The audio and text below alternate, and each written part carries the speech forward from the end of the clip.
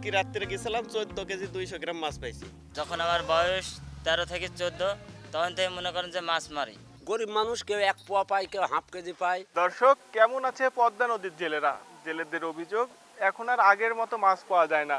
অনেকেই জেলে পেশা ছেড়ে অন্য পেশায় চলে যাচ্ছেন।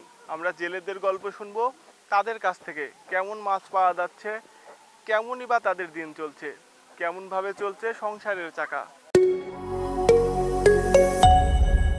মাছ ধরেন আজকে রাত্রে গেছিলাম 14 কেজি 200 গ্রাম মাছ পাইছি।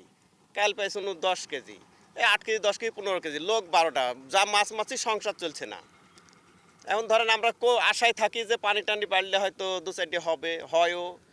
এখন এবার আল্লাহ মালিক কি করবে সেটা আল্লাহ মালিকই জানে। এবার মাছ একটু কম। যখন আমার বয়স 13 থেকে 14 তখন থেকে মনে করেন যে মাছ মারি।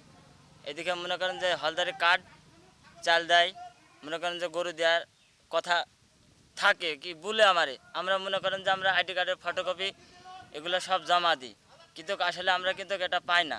এ কারণে আমার মনে করেন যে অনেক কষ্ট হয়ে যায়। গরিব মানুষ কেউ 1 পোয়া পায়, কেউ হাফ কেজি পায়। মাছ মারে আনে, কেউ 150 টাকাত বেচে, কেউ 300 টাকাত বেচে, কেউ হয়তো 200 টাকাত বেশি দেয়। এরম বেচে খায়।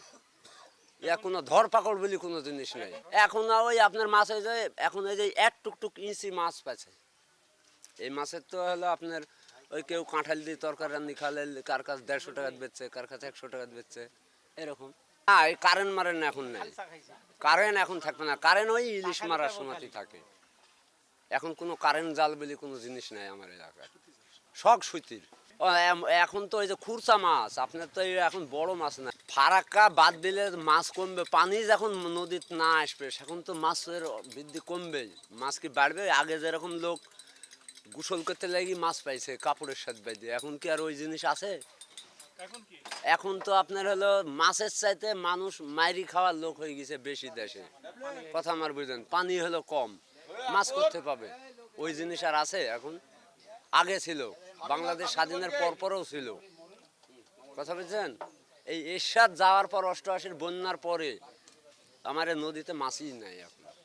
নদীতে আমরা খুব কম মাছ পাই। হ্যাঁ, তার কারণ হলো এই মাছে আমাদের কোনো সময় রুজি আসে, কোনো সময় রুজি আসে না। এইলি ধরে না গাঙ্গে তাড়াহুড়া চলে সময় সময়। এখানে হচ্ছে যে মৎস্য আরোহণ এটা তো থাকবেই, কিন্তু আমাদের যে বিষয়টি ইম্পর্টেন্ট সেটি হচ্ছে যে কি লেভেলের আমরা এক্সট্রাকশনটা করব।